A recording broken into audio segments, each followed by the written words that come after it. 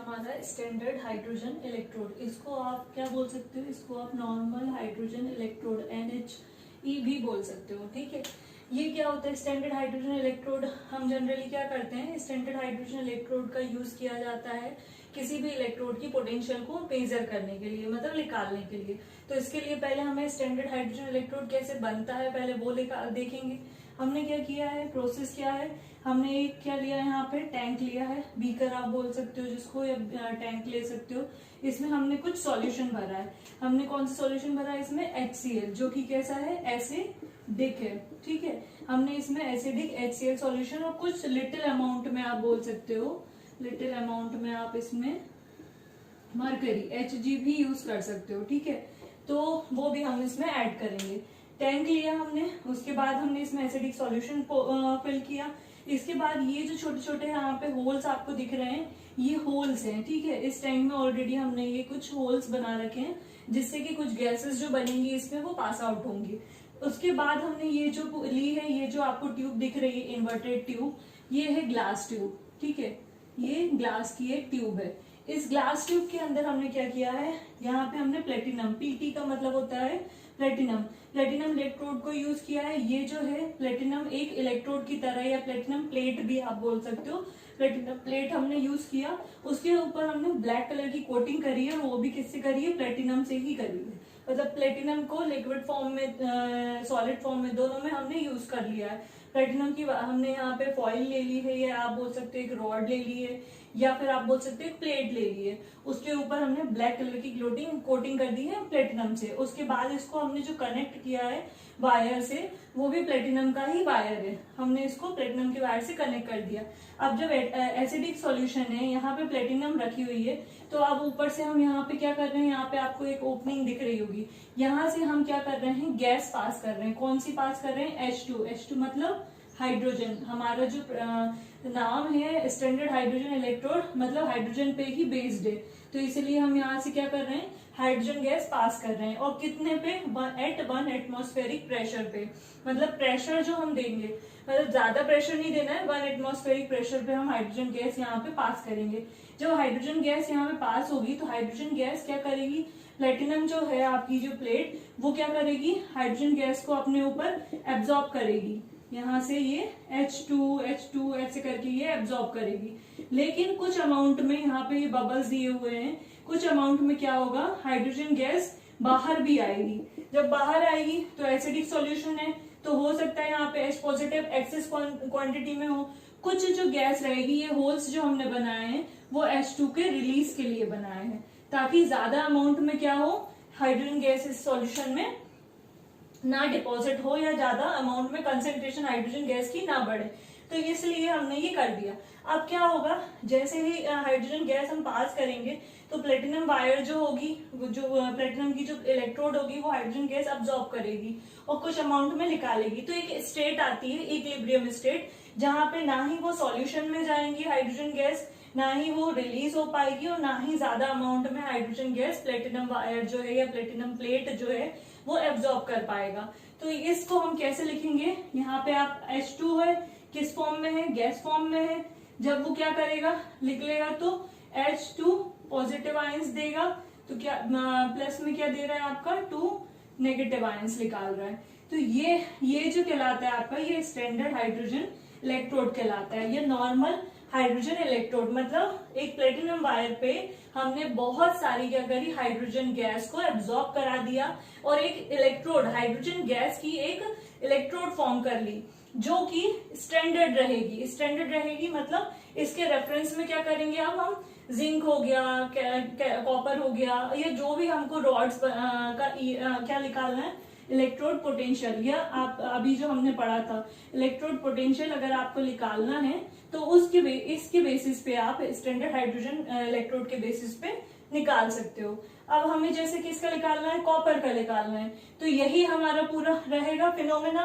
और यहाँ पे हम क्या कर लेंगे, जिंक की रॉड ले लेंगे और जिंक सल्फेट सॉल्यूशन ले लेंगे। ये हमने ले लिया, एक जिंक ले ली, ये जिंक की इलेक्ट्रोड हो गई, ठीक है।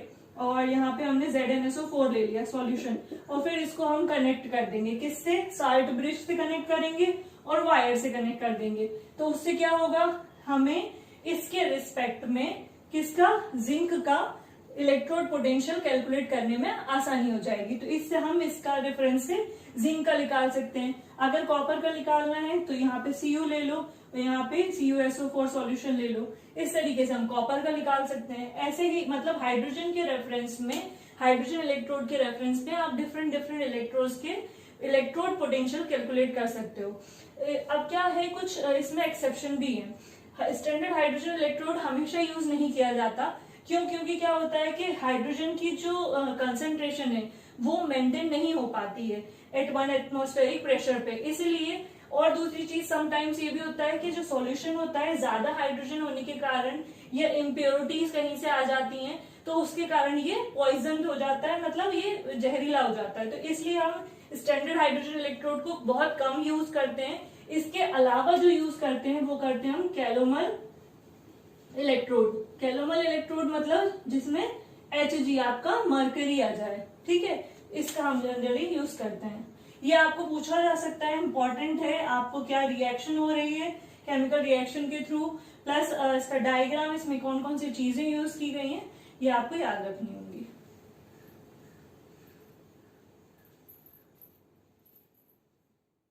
अब next topic is batteries. Batteries क्या हुआ, गैल्वेनिक सेल, जैसे कि हमने पढ़ा था, गैल्वेनिक सेल आई तो गैल्वेनिक सेल ने बहुत एक एडवांस वो ला दिया, इनोवेशन ला दिया कि हमारे पास सेल्स या बैटरीज हमारी इंट्रोड्यूस हुई। कैसे बैटरीज हुई? बैटरीज क्या होती हैं, जो लॉन्ग टाइम तक चले या कुछ टाइम के लिए चलती हैं, वो बैटरीज कहलाती हैं। अब बैटरीज कैसे बनी? बैटरीज जो है वो 2 टाइप की हैं। बेस्ड किस पे है? गैल्वेनिक सेल पे ही है आपकी, ठीक है, गैल्वेनिक सेल पे ही बेस्ड है ये। इनको आप सेल भी बोल सकते हो। पहली होती है प्राइमरी सेल या प्राइमरी बैटरी बोल सकते हो, प्राइमरी बैटरी, ठीक है, या इसको आप सेल भी बोल सकते हो। एक और होती है जिसको हम सेकेंडरी सेल बोलते हैं या सेकेंडरी बैटरी बोल सकते हैं, ठीक है। अब प्राइमरी सेल क्या होती हैं? प्राइमरी सेल्स ऐसी सेल होती हैं जिसमें जो रिएक्शंस होती हैं, केमिकल रिएक्शन, वो रिवर्स नहीं होती हैं। रिवर्स कहने का मतलब कि रिपीटेडली नहीं हो पाती हैं, वो क्या कहलाती हैं? Primary cell. इनको अगर आप करंट फ्लो कराओगे प्राइमरी सेल में तो ये चार्ज नहीं हो पाएंगी, ये नॉन चार्जेबल होती हैं। सेकेंडरी सेल ऐसी सेल होती हैं जिनमें केमिकल रिएक्शन जो होती है वो रिपीटेबल होती है, मतलब रिवर्स हो जाती है, मतलब फॉरवर्ड बैकवर्ड फॉरवर्ड दोनों तरीके से हो सकती है। और इसको हम सेकेंडरी बैटरी या सेकेंडरी सेल को क्या कर सकते हैं? चार्ज कर सकते हैं। और दूसरी चीज, ये कुल मतलब लॉन्ग टाइम के लिए रहती है। प्राइमरी सेल का एग्जांपल आप ले सकते हो क्या? आपकी वॉच हो गई, टेप रिकॉर्डर हो गया, कैलकुलेटर हो गया, फ्लैश लाइट हो गई, ये सारी जो होती हैं, जो टॉर्च, छोटे छोटे सेल्स जो यूज होते हैं, वो कहलाते हैं प्राइमरी बैटरी और सेल। और सेकेंडरी बैटरी या सेल का एग्जांपल आप ले सकते हो, मोबाइल फोन हो गया। इन सब में क्या होता है? इसमें सीरीज ऑफ लॉन्ग चेन चलती है किसकी? बैटरी की, और उससे फिर सेकेंडरी सेल बनती है। तो हम एक एक करके देखेंगे। सबसे पहले हम देखते हैं अपनी प्राइमरी सेल। प्राइमरी सेल क्या होती है? प्राइमरी सेल को मैंने एक डायग्राम के थ्रू बताया है। प्राइमरी सेल को आप ड्राई सेल भी बोल सकते हो, और इसको ड्राई सेल मतलब प्राइमरी सेल का एग्जांपल ही है ड्राई सेल। इसको दिया था जी लेक-लांचे ने, जी लेक-लांचे ने दिया था, ठीक है, ये याद रखना आप। ड्राई सेल या लेक-लांचे सेल भी बोला जाता है। प्राइमरी सेल से आपको आ सकता है, तीनों तरीके से पूछा जा सकता है कि ड्राई सेल क्या है या प्राइमरी सेल क्या है, डिफाइंड प्राइमरी सेल या लेक-लांचे सेल, तीनों ही एक ही फॉर्म में है। अब इसको एक्सप्लेन कैसे करेंगे? ये मैंने क्या लिया, ये मैंने एक टिन लिया, टिन का या आप बोल सकते हो मेटल का एक मैंने सिलेंडर लिया है। ये सिलेंडर, ये किससे बना हुआ है? ये जिंक से बना हुआ है। जिंक का ये टैंक है, ठीक है, इसमें जिंक है, मतलब ये जिंक की बनी हुई है, तो ये Zn होगा। और ये एक्ट कैसे करेगा? एनोड की तरह। इसके अंदर हमने क्या कर दिया है? ड्राई सेल के अंदर बनाने के लिए इसमें हमने मॉइस्ट पेस्ट भरा है।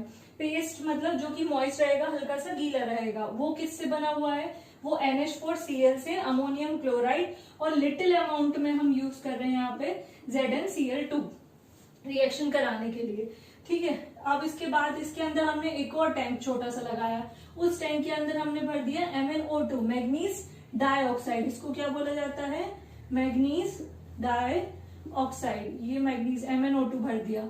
फिर उसके बाद अंदर हमने एक रॉड लगाई है, ये जो दिख रही है आपको, ये जो मैंने बनाई है अंदर एक और रॉड, ये एक मेटल की रॉड है जो कि बनी किससे हुई है, कार्बन से बनी हुई है, मतलब ग्रेफाइट से बनी हुई है बेसिकली आप बोल सकते हो। और वो एक्ट कैसे कर रही है, कैथोड की तरह, और ऊपर से हमने मेटल की कैप लगा दी है।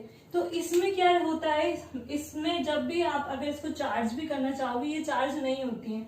क्यों? क्योंकि या तो इनके जो सॉल्यूशंस होते हैं आपस में वो क्या हो जाते हैं, ड्राई हो जाते हैं, सूख जाते हैं, ड्राई सेल हम इसलिए बोल रहे हैं, या फिर केमिकल रिएक्शंस में इतनी होती है कि वो क्या हो जाते हैं, सारे एग्जिस्ट हो जाते हैं, या कुछ लीकेज हो जाती है। इस वजह से क्या होता है, ड्राई सेल लॉन्ग टाइम तक नहीं चलती है, प्राइमरी सेल चार्जेबल नहीं होती है। इसमें जो रिएक्शन होगी वो किस टाइप से होगी, केमिकल रिएक्शन डायग्राम से रिप्रेजेंट करना। देखो कोई भी बैटरी अगर आप एक्सप्लेन कर रहे हो तो उसको कैसे आप डालोगे, बताओगे, पहले तो वो बेस्ड किस पे है। तो पहली चीज प्राइमरी सेल बेस्ड है आपकी किस पे, कि रिवर्स रिएक्शन नहीं होती है, चार्जेबल नहीं होती है। दूसरा उसका डायग्राम बताओगे, डायग्राम के बाद किसने दिया, क्या दिया, पूरा उसका जो भी उसमें यूज किए गए हैं वो बताओगे। एंड देन फिर उसका एग्जाम्पल भी बताओगे कि एग्जाम्पल में क्या है, फ्लैश लाइट हो गई, टॉर्च लाइट हो गई, कैलकुलेटर, ये उसके एग्जाम्पल हो गए। एंड देन उसका फिर आता है केमिकल रिएक्शन। तो इसमें जो केमिकल रिएक्शन होगी, जैसे जो जिंक है, जिंक जब टैंक है, Zn जब पॉजिटिव अपने ब्रेक डाउन करेगा इसमें, मतलब मेटल के साथ, इस सॉल्यूशन के साथ रिएक्शन करेगा, तो क्या देगा, Zn 2 पॉजिटिव प्लस 2 इलेक्ट्रॉन इस तरीके से निकाल देगा।